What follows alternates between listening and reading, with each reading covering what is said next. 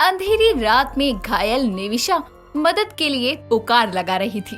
तभी वहाँ मौली अपने बॉयफ्रेंड अरुण के साथ आती है और बोलती है, अरे आपको तो बहुत चोट आई है, क्या हुआ? आपका एक्सीडेंट हो गया? आप दोनों मेरी मदद कर दो, मुझे बस पास वाले भोलेनाथ के मंदिर में ले चलो। निविशा की बात सुनकर अरुण और मौली उसे उठाते हैं।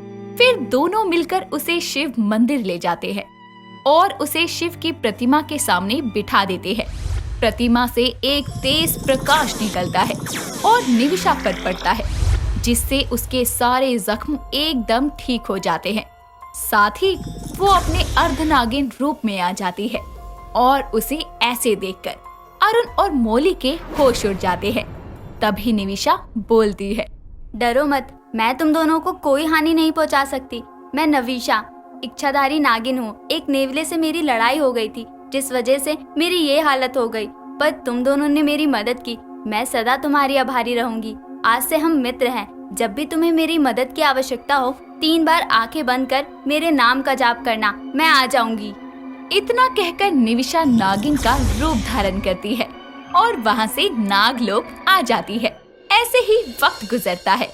मौली और अरुण की शादी हो जाती है, जिसके बाद ससुराल में मौली की सास मीना अपनी नई बहू की मुंह दिखाई की रस्म रखती है। इस रस्म में मौली अपनी नई मित्र निविशा को भी बुलाती है। निविशा अपने नाग कनिष्क के साथ मौली की मुंह दिखाई में आती है। रस्म खत्म होने के बाद जैसे ही निविशा मौली से मिलती है, तभी उसे उपहार देते हुए बोलती है, मौली, ये तोहफा तुम्हारे लिए। शुक्रिया निविशा। सच कहूँ तो मुझे धरती लोक के ये सब रस्म रिवाज बहुत पसंद है।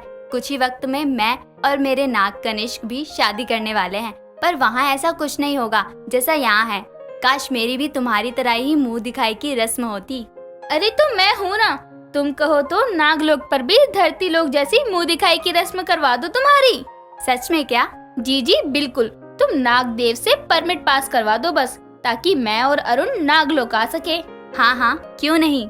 कुछ देर यूं ही बातें करने के बाद निविशा और कनिष्क नागलोक लौट आते हैं और मौली की कही बात से निविशा के दिल में मुंह दिखाई की उत्तेजना और बढ़ जाती है, जिसके बाद निविशा नागराज के सामने अपने इंसान की तरह मुंह दिखाई की रस्म कराने की इच्छा को प्रकट करती है, जिस पर नागराज बोलते हैं, ठीक है निविशा, क्योंकि उस रात मौली और उसके पति ने तुम्हारी मदद की थी, मैं उन दोनों को यहाँ आने की और तुम्हें शादी करके मुंह दिखाई करने की अनुमति देता हूँ। नागराज की बात सुनकर निविशा खुशी से झूम उठती है और धरती लोक पर जाकर मौली को सारी बात बताती है, जिसके बाद अरुण घूमने जाने के बहाने से मौली को घर से लेकर निकलता है और निविशा उन दोनों को नागलोक ले आती है, जिसके बाद निविशा उन दोनों को अपने सभी मित्र नाग नागिनों से मिलवाती है, जिसके बाद फिर सभी मिलकर निविशा और कनिष्क की शादी की तैयारियों में लग जाते हैं। सबसे पहले निविशा और कनिष्क की सगाई कराई जाती है। कुछ दिन गुजरते हैं। निविशा और कनिष्क मौली और अरुण को नागलोक की सैर भी करवाते हैं। तभी एक शाम निविशा मौली से बोलती है, मौली, तुम नहीं जानती हो कि मैं कितनी खुश हूँ, ये सोच सोच कर कि शादी के बाद मेरी भी मुंह दिखाई की रस्म होगी, गाना बजाना होगा, सब कितना खूबसूरत होगा। बिल्कुल होगा निविशा, मैं खुद से भी अच्छी मुंह दिखाई करवाऊंगी तुम्हारी। आखिरकार मेरी नागिन दोस्त की मुंह दिखाई है। सच में यार, दोस्ती भी कितना अजब रिश्ता है। जिन दो लोग का आपस में कोई लेन देन ही नहीं, उन दोनों को एक कर रहे हैं हम। ये तो है। चलो निविशा, काफी घूम लिए, अब चलते हैं। तुम्हें संगीत और हल्दी की रस्म की भी तैयारी करनी है। ऐसे ही दोनों बातें करते करते गुफा में लौट आते हैं। अगली सुबह कुछ नाग नागिनों की सहायता से मौली निविशा की हल्दी की तैयारियां करती है। मौली गेंदे के फूलों को पिसवाकर निविशा के लिए हल्दी बनवाती है, जिसके बाद सभी नागिनों को बुलाया जाता है और सभी नागिनें बारी बारी करके निविशा को हल्दी लगाती है। साथ ही नाच गाना भी करती हैं।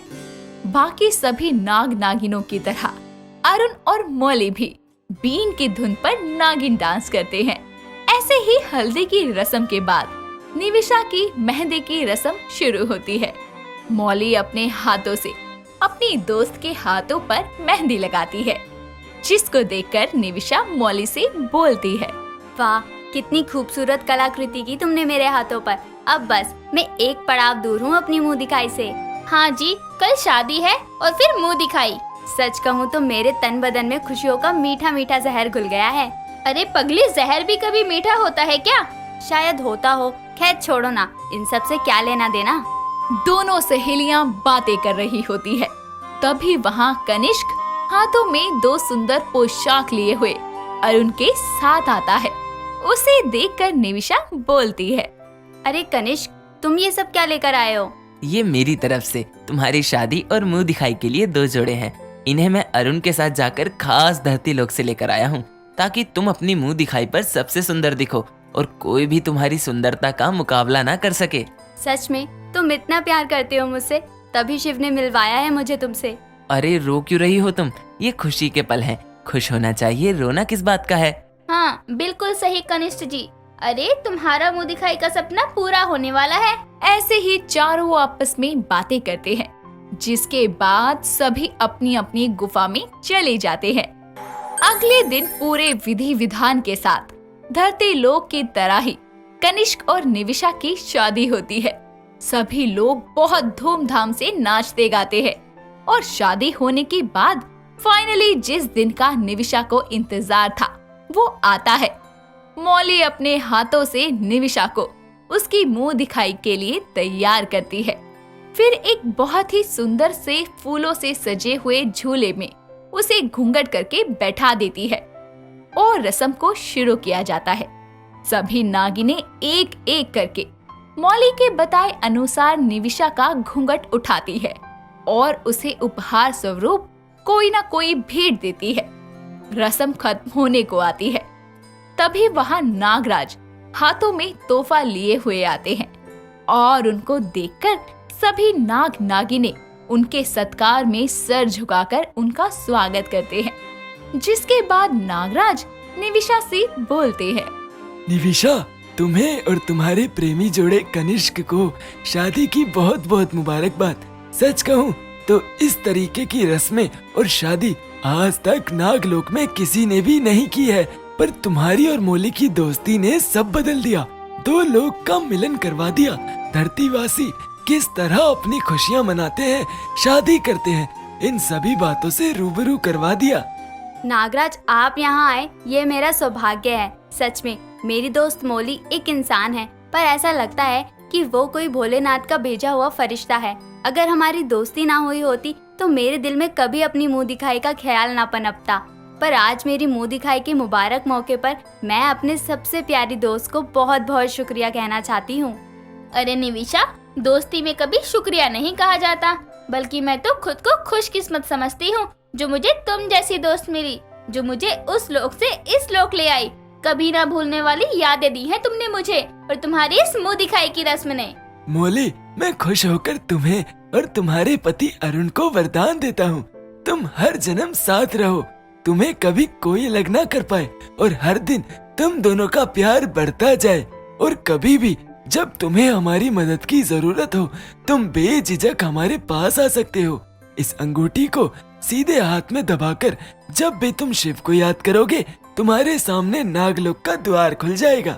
ऐसे ही अपना आशीर्वाद देकर नागराज वहाँ से चले जाते हैं।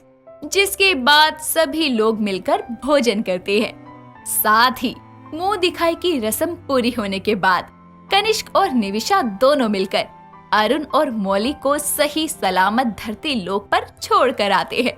मौली एक अच्छी बहू की तरह अपना ससुराल संभालती है और जब भी उसका निविशा से मिलने का मन होता तो वो अंगूठी का प्रयोग करके नागलोक निविशा से मिलने चली जाया करती।